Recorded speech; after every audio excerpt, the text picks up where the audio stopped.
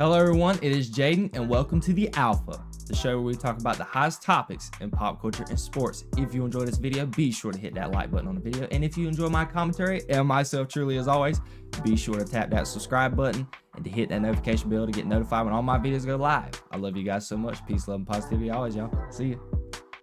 Our first topic of today. And I wanted to talk about McCarthy specifically because he's somebody that I've always been intrigued with. After the great performance that he put on last year in the preseason, I watched him a lot at Michigan.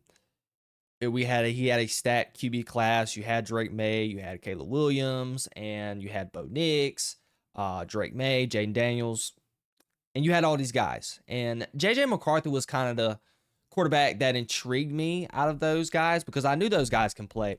But McCarthy was always a massive question mark for me because of his size. Didn't have the biggest arm to brag about. So going into the season last year, specifically with Minnesota, everybody was thinking, oh, will he get the job over Sam Darnold? That ended up not being true because after his first preseason game, he went on to actually tear his meniscus.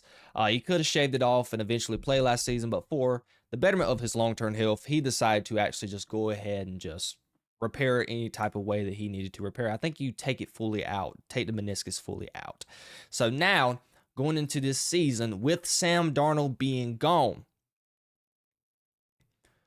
McCarthy has very high expectations because we know what the Vikings did last year. I think under Kevin O'Connell and the guys, I think the Vikings were 14-3. If I am not mistaken, they were either 14-3, 13-4. I know they had no more than 4 losses. And they got rid of the quarterback that led them there, the quarterback in Sam Darnold, who resurrected his career last year after being with the Jets, didn't end up doing anything. He went to the Carolina Panthers, did not do anything. Was the backup in San Francisco for a year. Then he transitioned to the Minnesota Vikings and did what he did. Now he is gone and went to Seattle. So now McCarthy has some big shoes to fill. Now I watched the game and McCarthy only had one drive. I actually tuned in specifically for McCarthy for this game because I knew I was going to want to talk about him. But yet he only had one drive. So there wasn't a whole lot to see and to really pretty much evaluate. And here's a couple of key features that I like about McCarthy. Number one, he is not very much scared under pressure. It's the same thing I really argue with Shedeur Sanders. These guys, when the pressure is getting in their face, they do not shy away from it. They stand in the pocket, throw the ball under pressure. It's a great trait that a quarterback should have in the NFL, especially coming from college and moving to the NFL level, because if you are not able to sit in that pocket with those 300-pound linemen coming at your face, even though McCarthy is probably every bit of 215 at the most, you got to be able to stand into that pocket, throw the ball with precision and accuracy. That is something that McCarthy is actually shockingly able to do, and it's something that he has exhibited in his 2 preseason games that he has played so far. Even this past game, I know he was exceptionally well last year. This past weekend, it was a little shaky. It wasn't the best, but there was specifically with some throws under pressure that he put the ball there. It wasn't 100% accurate, but he put the ball there, and that's the most important trait that McCarthy has for me. And that's the only really positive I can say. He's mostly accurate with the football. Now, there's specifically a bootleg he had out to the left. Didn't square his body up early to Jordan Addison. It's like, I want to say it was his first pass of the game where he rolled out to his left, didn't square his body up. And, Jordan Addison had to catch the ball all the way out here when he was drifting to his right. But outside of that, he has some pretty great throws outside of that on time and on accuracy. But that is really the only good traits I've seen so far from McCarthy. He's not a tall guy. He doesn't have the best build.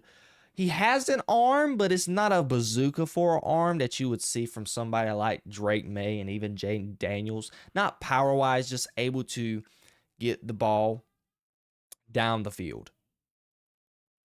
I know when some people don't get it twisted. There's a difference between power and velocity. Okay? Velocity has to do with speed. Power has to do with how far the ball is going. So, McCarthy doesn't have the bazooka arm with the power to get the ball down the field.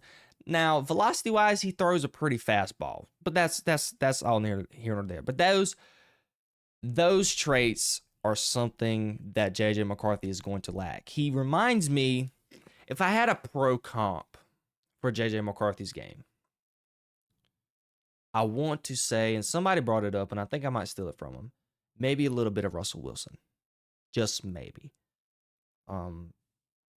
He doesn't have the athleticism regarding moving out of the pocket like Russell Wilson has in the NFL. Now, in college, J.J. McCarthy was on his legs a lot and utilizing his legs to get out of the pocket.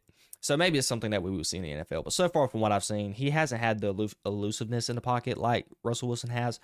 But he throws an accurate of a ball, and he has the size.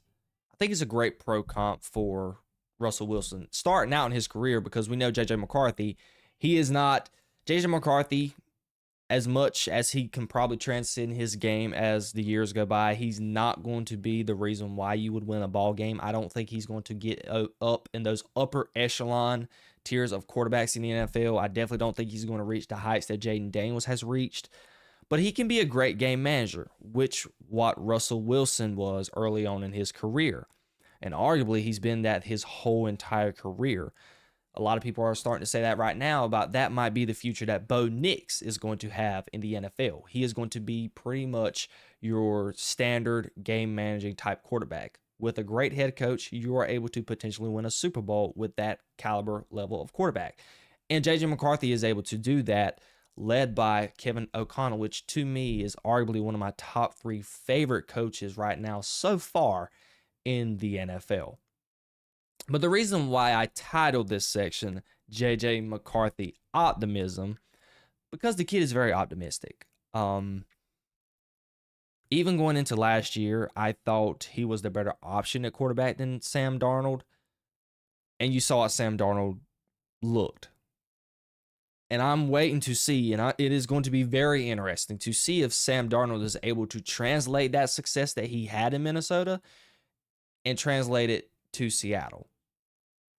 I don't think he's going to be able to do it, because I think Kevin O'Connell is one of those coaches. If I'm not mistaken, Kevin O'Connell is from the Sean McVay coaching tree. So we know the type of coaching that Sean McVay has been able to do, specifically with the offensive side of the ball, and the success that he's had with Matt Stafford. He's went on to win a Super Bowl. He even took Jared Goff before Jared Goff actually, which you can argue Jared Goff got better again because his offensive coordinator. He had the best offensive coordinator in the game in Ben Johnson, but he was able to take, at the time, a Jared Goff who was not considered a top 10 quarterback, maybe at scratching the surface at top 15.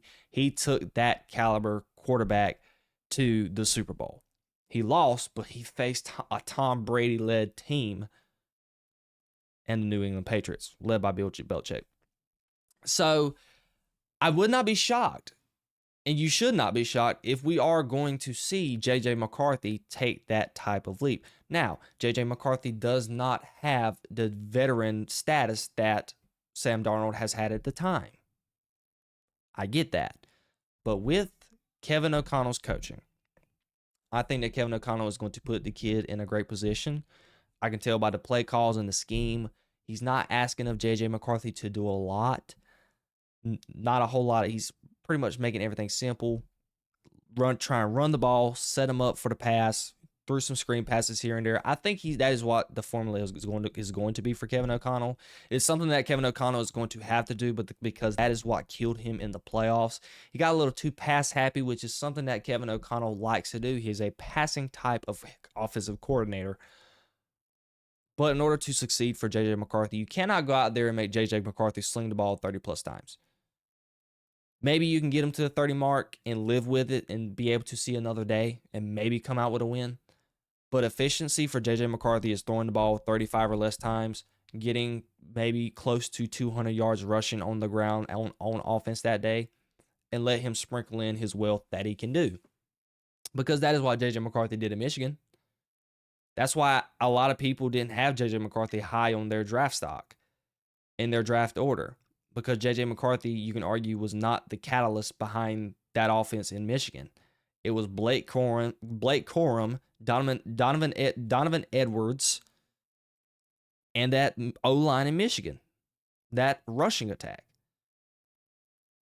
I just don't think J.J. McCarthy is going to be one of those guys that is going to go out there and sling it like Josh Allen and Patrick Mahomes and be able to come out winning a ball game. You just cannot do that with J.J. McCarthy.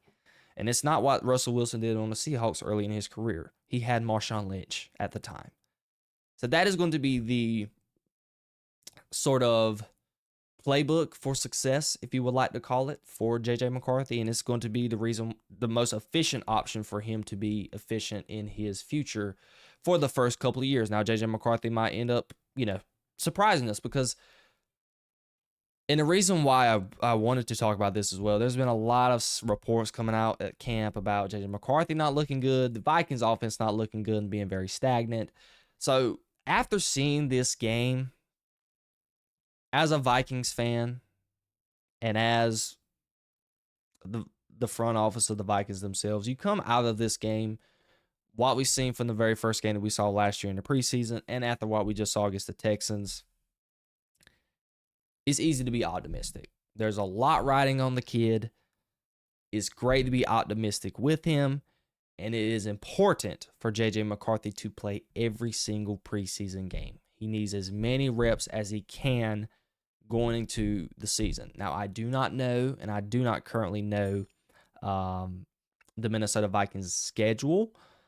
Given what's going on with the Los Angeles Rams, because they're irrelevant because they're not in the same division. They're in division with the Green Bay Packers. I'm not in total love with the Green Bay Packers. I think Jordan Love, for me personally, is a little overrated. There's a lot of people riding on the Bears right now. I'm not going to do that until what I see from Caleb Williams this coming up weekend in preseason week 2. In the Detroit Lions, I don't know how good they're going to be, given that they've lost Aaron Glenn, their defensive coordinator, and they lost their offensive coordinator in Ben Johnson. So the only bright spot right now is the Minnesota Vikings, maybe. They're not really losing anybody. They really only lost Sam Darnold, and I can argue that's not that big of a loss. Justin Jefferson is still there. Jordan Addison is there, although he's going to have to serve a 3-game suspension. But Brian Flores is still there leading that defense. That defense was exceptionally well last year, and they did not lose any key pieces that I can think of. And they did that last year while losing their best pass rush they had in Danielle Hunter. So go figure. So after what I've seen, Vikings fans should be optimistic. And I think J.J. McCarthy might be serviceable in the NFL. We're just going to have to wait and see. Ladies and gentlemen, what do you think? Do you think J.J. McCarthy is going to end up being a good quarterback in this league? Do you think he could take the Vikings to the playoffs their first year in the playoffs? I want to know all of your comments down below.